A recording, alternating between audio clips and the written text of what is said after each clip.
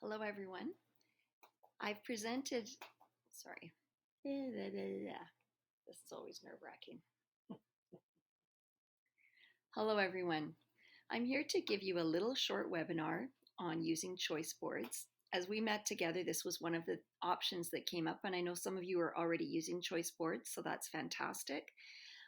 When I learned about choice boards, I saw it as a really viable option for creating a classroom environment when it's not in your classroom, in your physical space. So this webinar is going to be sharing with you some thinking around what choice boards are, why you would want to use them, and then I actually created a choice board. One of the things that my team really believe in is not asking people to do things that we haven't ourselves actually done. And so it's been a challenge for us in going through this new learning environment because it's not only a new learning environment for you, but it's also a new learning environment for us. For this webinar, I'm using Screencastify. And like I shared with you during our meeting time, Screencastify right now is offering free uh, sign up usage, which gives us more than 30 minutes of screen time or more than 5 minutes. I don't know what the free version is because I've always used Screencastify as the paid version. I use it lots of times for my grandchildren when I'm sending them read alouds, which I do a lot. So for this webinar, I'm choosing Screencastify, and you get this drop down menu, and I'm recording my browser tab for this webinar.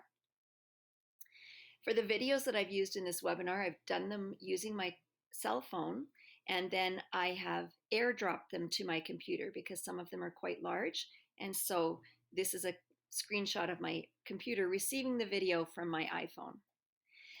So I'm just going to start by talking about what are choice boards. So a choice board is really a graphic organizer that allows students to choose different ways to learn about a particular concept. It's often been referred to as a learning menu. And so here's someone's concept of a learning menu. You might have appetizers, so it's a list of assignments or projects that students could select one item. There's a main dish, which means this is something that everyone must complete. Side dishes, maybe they could select two items from this menu, or desserts, which are like those really irresistible assignments or projects, high interest, challenging, and they could choose one of those. So this is one person's concept of what a choice menu would look like. But each choice menu or each choice board should revolve around a single concept or learning expectation. This choice board example that you see on the side is relating to multiple intelligences so that all children can find something that fits how they learn best. Again, that's one person's concept of what it might look like. If you want students to complete multiple activities on the choice board, you could consider it like a tic-tac-toe board. So they should complete 3 activities in a row. But then be sure to put the most fun activity or the one that you expect them to do in the center. Most of these activities should be able to be completed individually. The exception in this multiple intelligence would be the interpersonal square.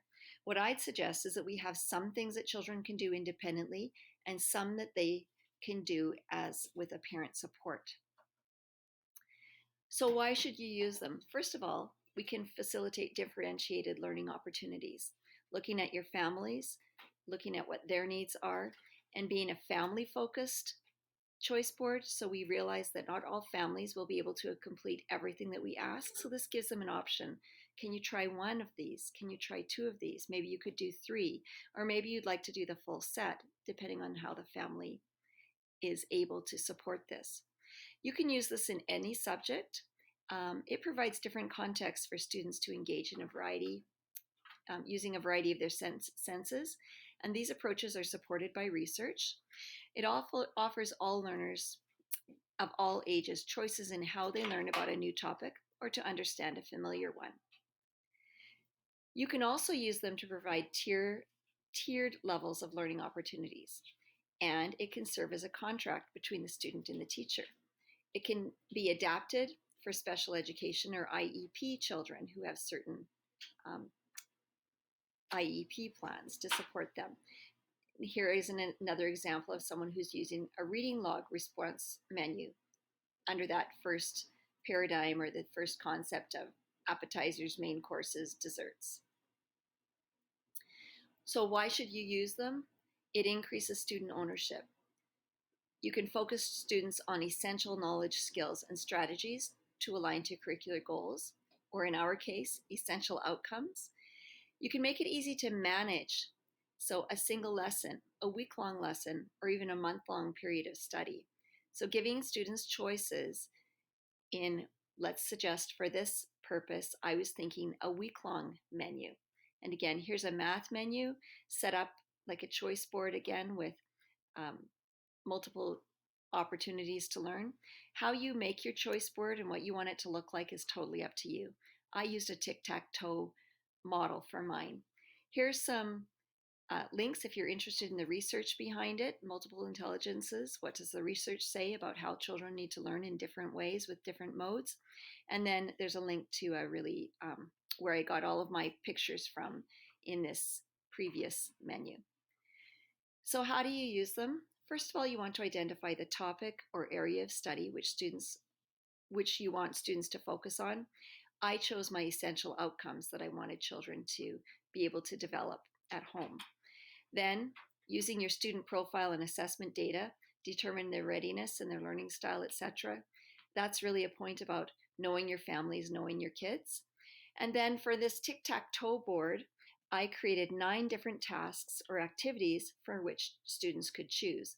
My center square is the non-negotiable where I want them to start. So you arrange the tasks on the choice board appropriately. Do not put 2 of the same in a row together, the same type, and I'll show you how I took that into consideration with my choice board. The middle square could be left open to student choice, used as a fun activity or as a required task. I used it as a required task, and students can choose 3 adjacent or diagonal tasks to complete. Or if you have teachers or families who are deeply engaged, they could select all of the tasks. So I started by thinking about my essential learning outcomes for kindergarten and pre-K. I had some social emotional outcomes where taking care of myself and my belongings or developing self-awareness and a sense of others with respect to the read aloud that I chose. Then looking at intellectual math, I'm looking at sorting and classifying, looking at attributes. Intellectual, I wanted to have them respond to the reading that I do and then being able to express their ideas in writing, also painting, dancing, puppetry, etc. And I wanted to develop some physical fine motor control, fine motor skills. So I'm just going to show you now what my choice board looks like. So I have 2 different types of squares, things I can do by myself and things that I need someone else to help me with. So the yellow squares are things that I can do by myself, and pardon me, the turquoise squares are things that I can do by myself, and the yellow squares are things that I can do with someone else. My start here is my read aloud. So when I click this, I go right to my read aloud. And again, I recorded these with Screencastify. I uploaded them to YouTube and then brought them back into this PowerPoint through the YouTube link. And I'll just give you a little bit of what this looks like. When I look at the front cover, I'm wondering a few things. First of all, I'm wondering if this farm has lots of animals because I see a pig on the front cover. I chose Mrs. Wishy-Washy's farm because it gave me some ideas of some things that we could do as a group. Children could do on their own, some things that we could do in those developmental domains that I shared with you. So notice that on my board, I didn't put all things that needed parent help. I tried to select things that a variety of, if you went across one row, you'd have some things that need some support and some things that you can do on your own. Again, it's a menu that parents can select from. So I'm just going to go through these. On my right, like an author page, if you go that, here's a bookmaking opportunity where I want children to be able to make a book. And then here's a little video. And I added some jazzy music.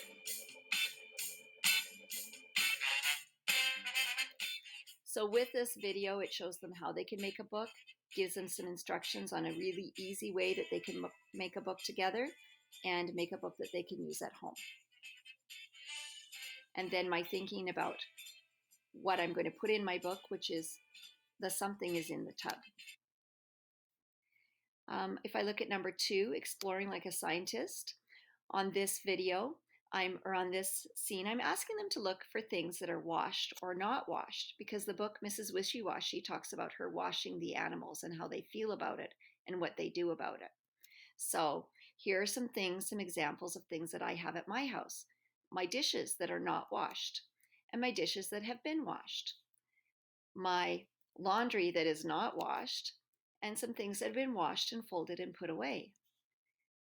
Some fruit that is not washed, and some fruit that has been washed and is ready to eat. And then there's a process, of course, of washing them in between.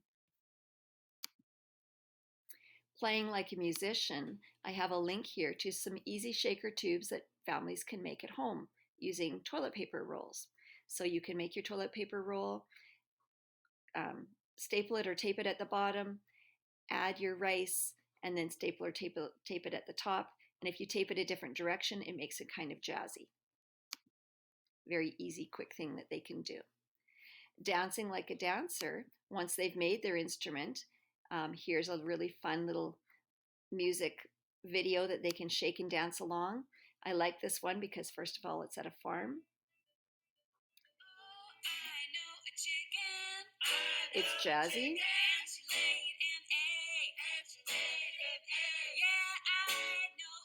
And she encourages children to dance along with her with their shakers.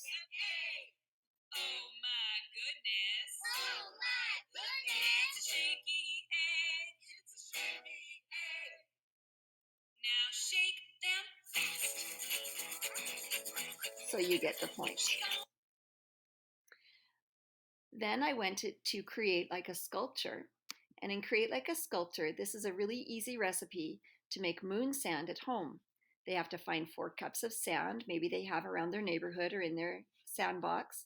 Add 2 cups of cornstarch, a cup of water, mix it together, and then it keeps its shape. It isn't dusty, so then you can have an indoor sandbox like we would have in our classroom.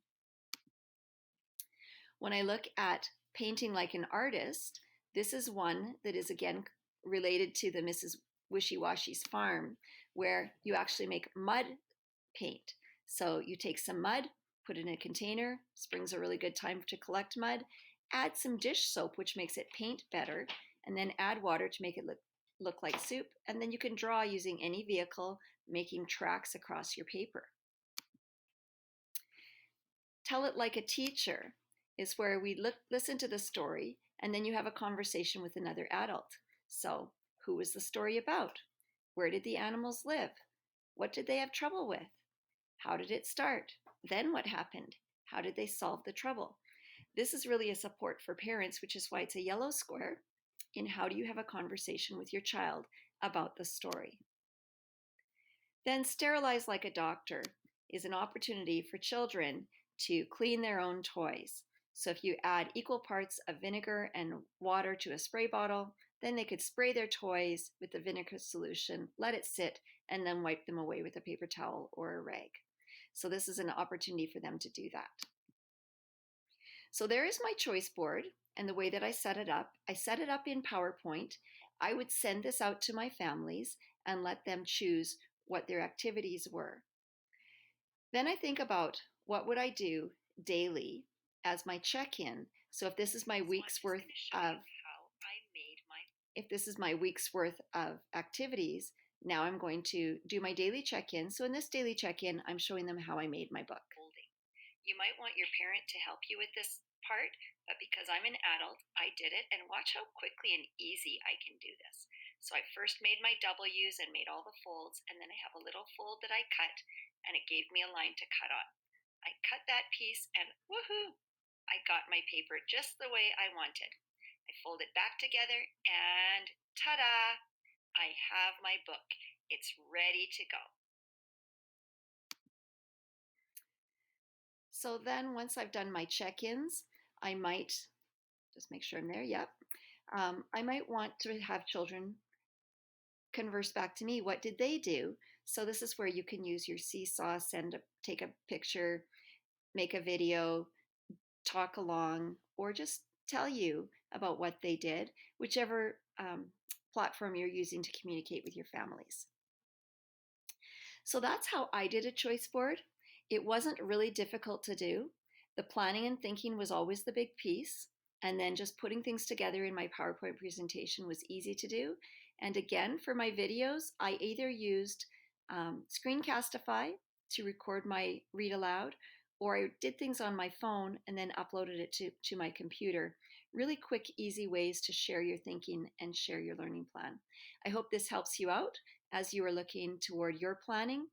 And again, this is not a prescription that you should do this. This is just one idea of something that you might want to try when you're creating your learning environment remotely. Take care.